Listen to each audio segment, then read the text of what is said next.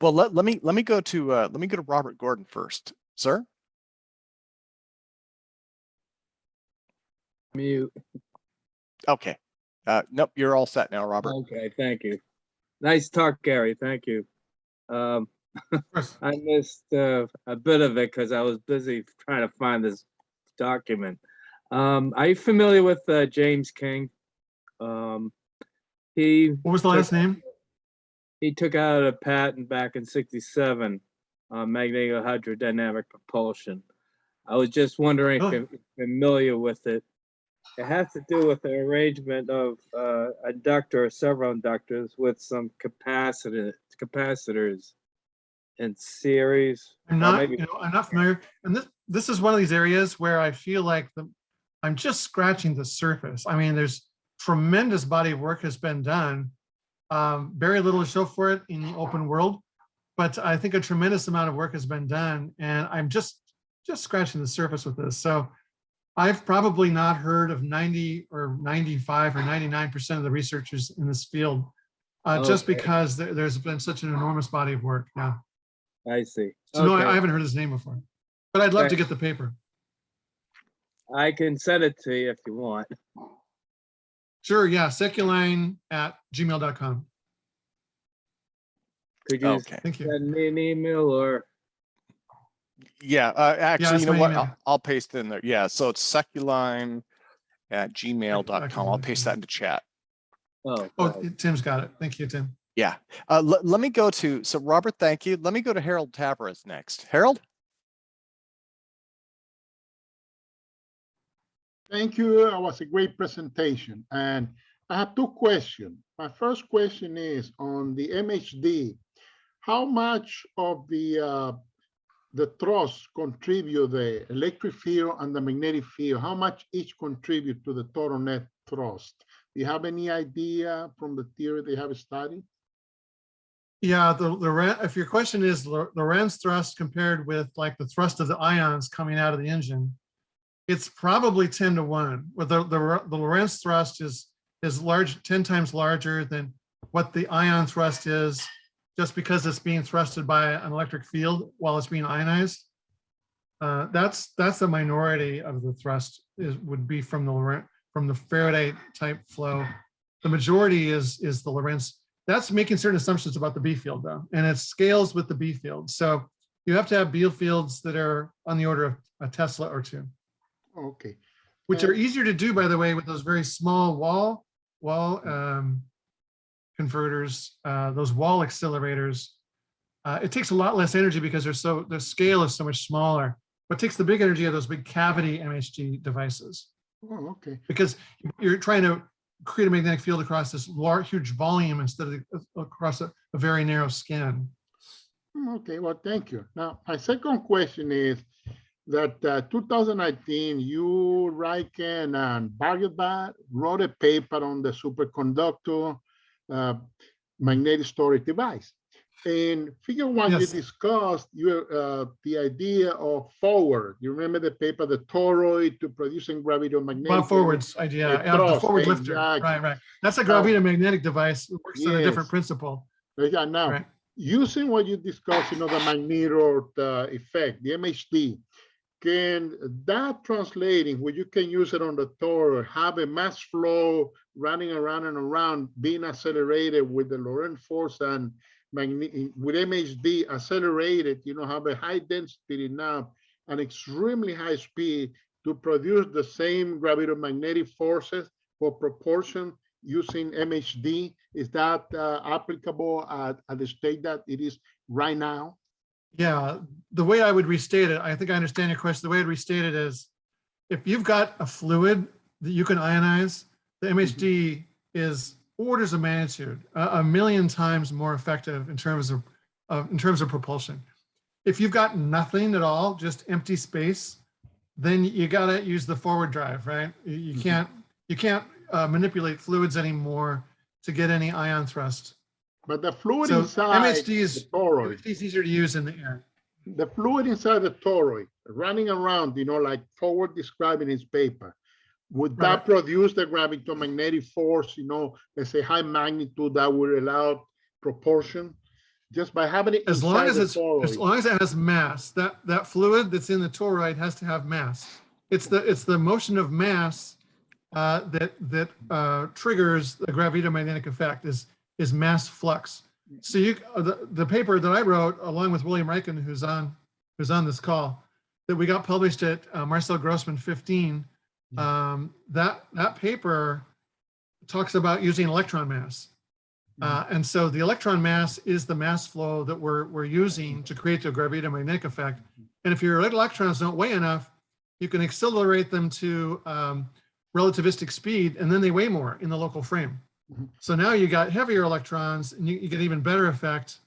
They've also looked at ionizing helium, and you can essentially accelerate ionized helium through helium tubes. And that's another way to get that toroidal mass flow is with helium ions. So that's been looked at too. I think at the end of the day, that's a very unwieldy technology. Accelerating like mercury or accelerating liquid helium, ionized liquid helium. That's a very unwieldy technology compared with accelerating electrons. We know how to accelerate electrons. Stuff that's not electrons, it's harder to accelerate. Working with ions, ionized helium, that's not easy stuff to work with, let alone mercury. Well, thank you. Well, you answered my third question about the mercury, putting inside the toroid, accelerating inside, so you have a mass, and the mass moving at high speed, especially if you can accelerate it to relativistic speed, close to the speed of light, then you have a high gravitomagnetic field. Thank you, great presentation. Yes, yeah, and I haven't done the math with mercury vapor, but moving liquid mercury is wildly impractical because the forces having to do with holding that stuff in place get to be really large. So it becomes an issue. But would it be doable with enough energy? Let's say in theory, let's say, would it be doable? I don't know on ionized mercury vapor. I don't know. I haven't actually done the math. All right, thank you. Maybe. Thank you, Harold. Okay, so let me go to Will next. And Will, you let me see. You were a contributor on one of these papers, several of these papers. Where's Will at? I think he's trying to come off mute. There he is. Okay. Will you there? Yeah, I'm here. Hey, I just wanted to point out that Dr. Yohei Sasagawa in 1996 wrote a book, which is available in PDF online if you do a search. Hang on, Willie, I'm having a hard time hearing you. Let me change my settings here. Can you hear me now? Yeah. Gary, that might be. How about now? Yeah, Will, I can hear you fine. So I think it's Gary's system. Yep, it's my system. I can hear you now. Go ahead, Will. Okay, actually, I gotta find my cursor somewhere around here. Oh, there it is. Yeah, so Dr. Yohei Sasagawa in 1996 wrote a book on the Yamato 1, which I was very fortunate to be part of. And on the Yamato 1 book that he wrote, it has real world data for a superconducting MHD ship going through water. So if you want to know power and all of these other things, that's in his book. Because that's yeah. So someone that's in the museum now? Yeah, that's when I sent you a few hours ago. Yes. Yeah, let me go back in presentation mode for just a second and show everybody. Yeah. And Will, I appreciate your staying up with us. For folks who don't remember, Will is out of Japan, so it is 8 a.m. Sunday morning for him. That's why he always looks so tired. So this is what you're talking about, right? Yes, this one here. Yes, this book has a lot of the experimental data for the MHD propulsion that was used in it. And it's one of the first large, I think it is the first large scale MHD propulsion of a ship in which real world data is actually given. So if you want to know about superconductors and related MHD and how they work, but also what is the power to magnetic field density and all that, this is really your best source.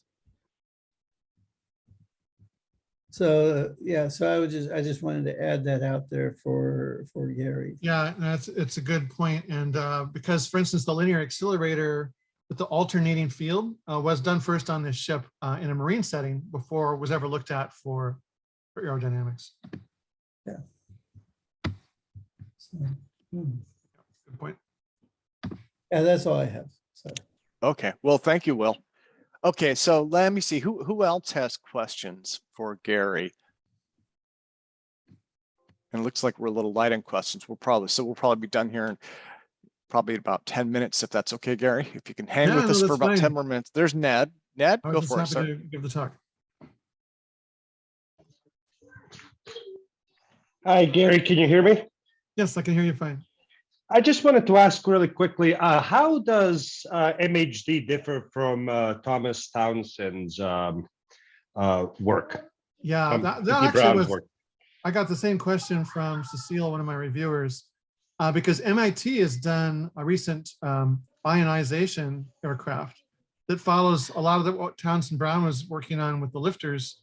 That, by the way, Tim Ventura and I met visiting over some of his lifter work. He had done some remarkable work with these lifters. What 20 years ago now, Tim? Yeah. And in fact, I was flying. We had a couple where we flew them in your garage. So yeah, we had some great footage. I think I still got the BBC footage from that when they had the film crew over there.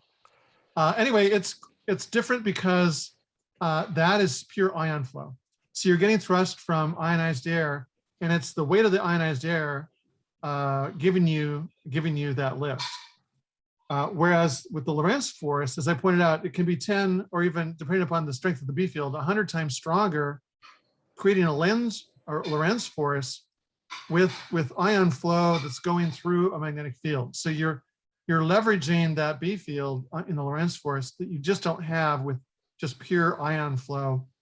And so it's an action reaction with the Townsend Brown lifter that's basically an ion flow lifter versus a Lorentz force. That's the difference.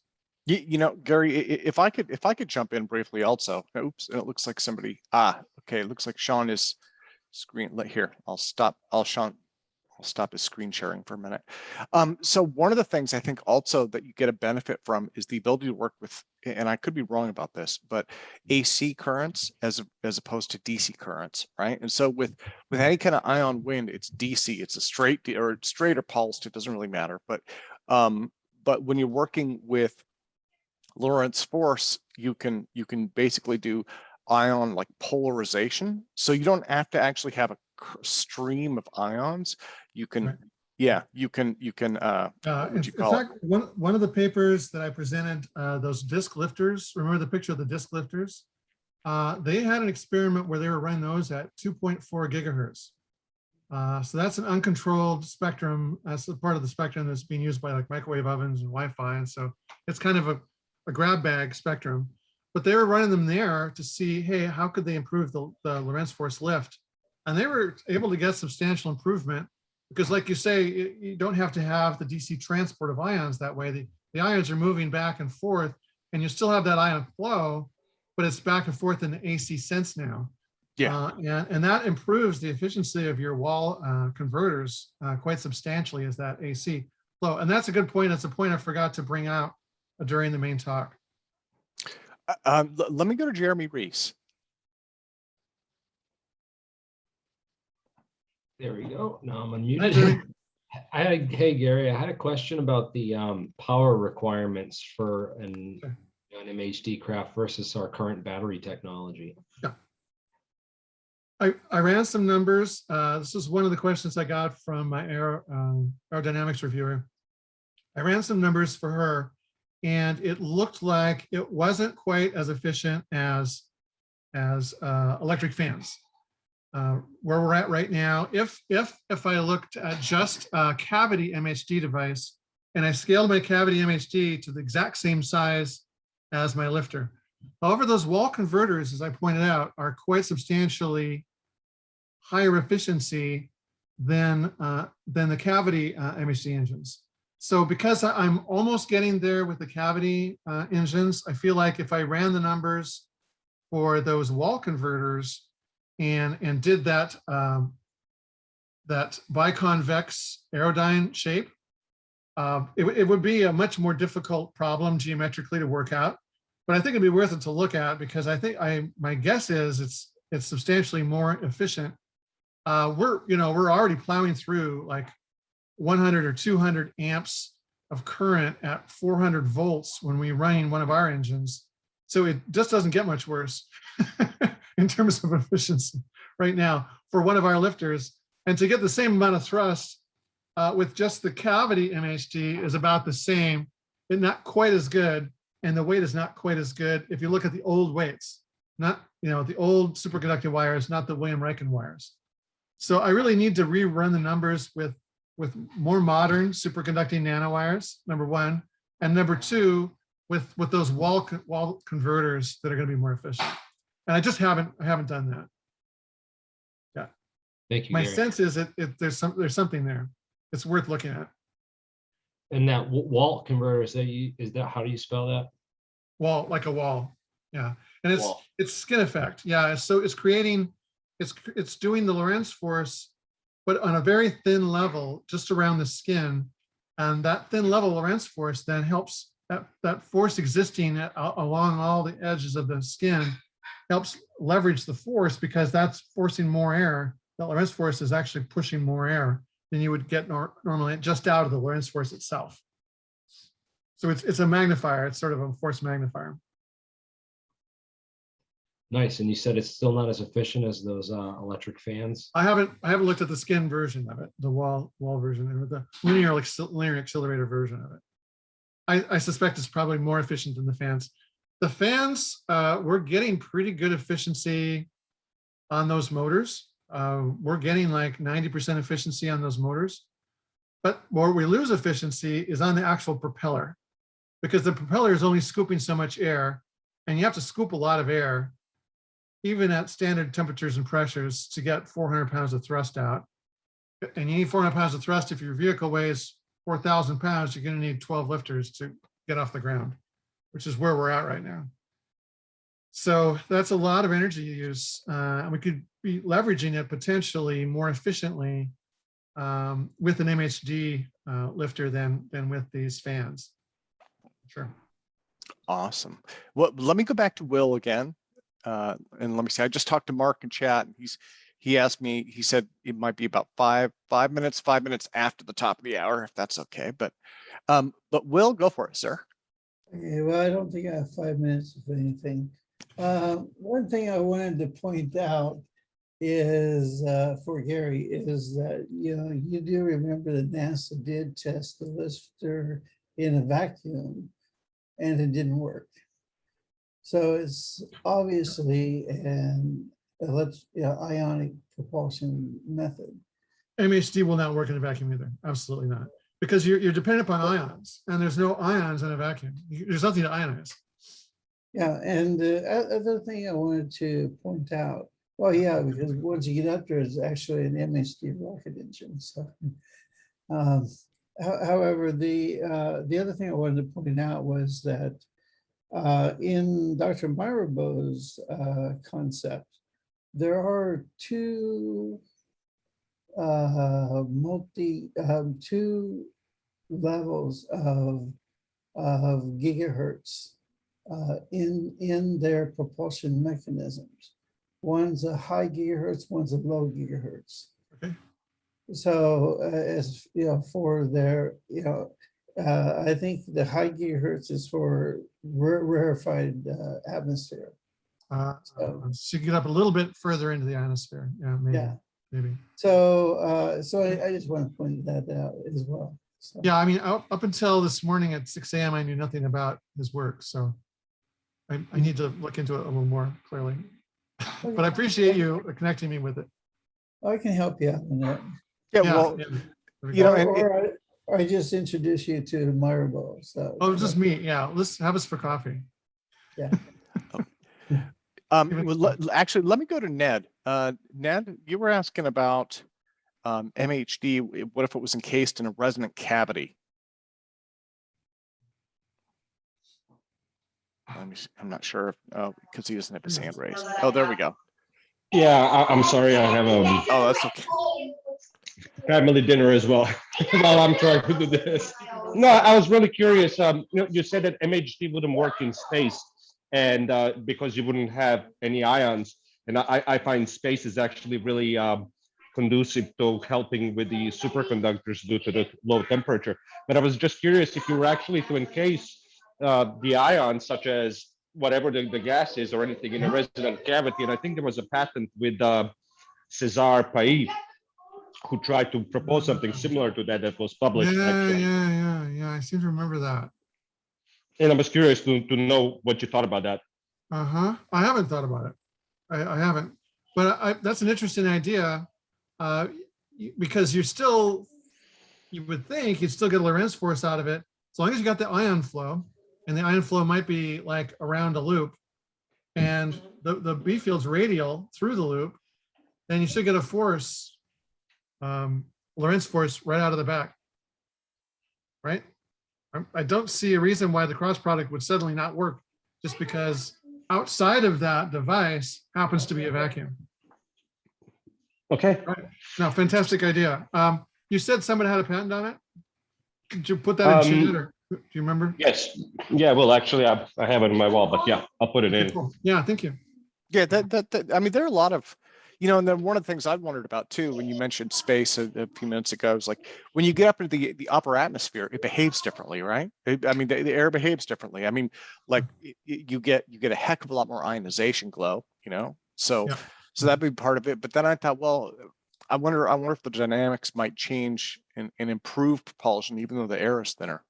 That's why the computational modeling for this stuff was so important. There's so many variables with altitude, with the composition of when you get into the stratosphere or into the ionosphere, the composition of what's there. And then when you're going at a various Mach number, it looks completely different when you're going at Mach 10 than when at Mach 5. So if you have the same poor vehicle has to fly through the stratosphere at Mach 5 or 10, and then has to fly through the ionosphere at Mach 30, dang, what does that even look like? And can you operate the same vehicle through those different paradigms? Yeah, it's a tough computational modeling program, and that's I think why the Air Force spent 10 years brainstorming on this and trying to model that.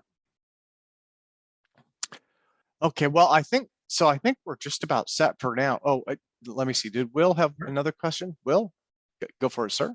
Well, actually, I just wanted to point out to Gary that there are MHD rocket engines using gaseous hydrogen, so you can have an SSTO using the atmosphere first, and then as you go up, you'll have to use something like cesium or some salt to help increase your. To replace the ions, yeah.